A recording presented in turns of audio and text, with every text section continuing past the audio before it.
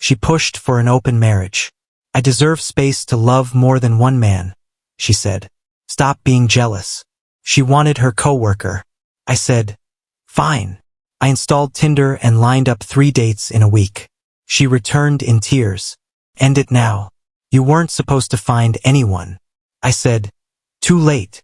My wife Sarah came home one evening wearing that expression people get when they have rehearsed a conversation in their head for days. We had been married 3 years, together for 5, living a pretty ordinary life with decent careers, no kids, and the usual daily routines. But that Tuesday shifted everything. She sat down, told me we needed to talk about our relationship, and instantly my mind filled with red flags. She spoke about needs, fulfillment, and growth, and finally dropped the line that she wanted to open our marriage.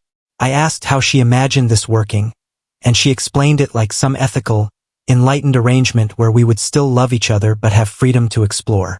I told her to just admit she wanted to sleep with someone else, and after a long pause she mentioned a coworker named Derek. She described their energy and said seeing where things might go would make her a happier wife. I asked if she had already cheated. She denied it and said she wanted permission instead. She encouraged me to date too, saying it would be good for both of us, even though I had zero interest in dating anyone. But she was determined, so I finally said okay. She looked shocked when I agreed so easily, and even more shocked when I mentioned downloading Tinder so I could start exploring too. That night, while she slept peacefully, I set up profiles on Tinder, Bumble, and Hinge. I expected nothing, but within days I had matches, conversations, and then actual dates. Maya, a graphic designer. Rachel, a high school teacher. Claire, a woman in tech HR. Meanwhile, Sarah had her first date with Derek that Saturday and made an extra effort getting ready. I went out for coffee with Maya and found her surprisingly easy to talk to. Sarah's reaction when she learned I liked Maya was not excitement but something else. Discomfort. When Derek arrived to pick her up, he introduced himself like a walking sales pitch, going on about how secure I must be, how impressive it was that I let my wife get her needs met elsewhere. I watched Sarah cringe while he talked. Their date lasted hours, and when she returned that night, she said Derek was interesting and goal-oriented. I congratulated her, then returned to my video game. Sunday, I had lunch with Rachel, who was warm, funny, and genuine. She asked about the open marriage, listened when I explained, and offered thoughtful opinions. When I returned home, Sarah was texting someone with a smile on her face, but the second I mentioned Rachel wanting to see me again, her expression shifted. Throughout the week, I continued talking to Maya and Rachel, and on Tuesday night I went out with Claire. She knew all about open arrangements because her ex had tried something similar. After drinks, she kissed me goodbye. When I returned home, Sarah asked if I kissed Claire and looked like someone had stumbled over her heart when I said yes. She became quiet, distant, and restless. She had wanted freedom for herself but was not ready for me to have any. By the time Sarah saw Rachel sitting beside me on our couch learning Stardew Valley, she finally realized the open marriage was not a fantasy where she enjoyed Derek and I stayed lonely. Instead, I had found real connections, and she hadn't imagined that outcome for a second. Friday night, Sarah left for another date with Derek, but came home early to see Rachel and me laughing together. She was polite but clearly uncomfortable. Eventually, she confessed she never expected I would actually date anyone. She thought apps would reject me, that I would struggle, and that she would be the only one enjoying the arrangement. She admitted she didn't picture me bringing anyone to our home. She had assumed the open marriage would be a one-sided deal, her with Derek, me at home waiting. Saturday night, I spent the evening at Maya's place, cooking dinner and watching a movie. When I got home at 2 in the morning, Sarah was still awake, eyes red from crying. She asked if I slept with Maya. I told her no. She admitted she hadn't actually slept with Derek yet because she wanted to make sure I was okay with everything.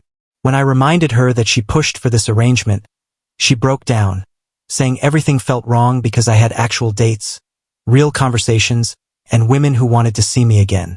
She said she only expected things to be physical for me. When I asked her why she thought I would fail at dating, she blurted out that I played video games, wore cargo shorts, and ate cereal for dinner, that I wasn't the type women fight over. That was when she finally cried the truth. I was not supposed to get anyone. She wanted the marriage open so she could have Derek while keeping me tethered. She never envisioned that other women might value me in ways she didn't. I told her it was too late. She wanted openness, and I had simply walked through the door she unlocked. She begged me to close the marriage, claimed she made a mistake, but I told her if she wanted it closed, she needed to tell Derek immediately. She texted him at 2 a.m., and he replied with some casual one-liner about staying in touch. After that, I packed a bag and told her I needed space.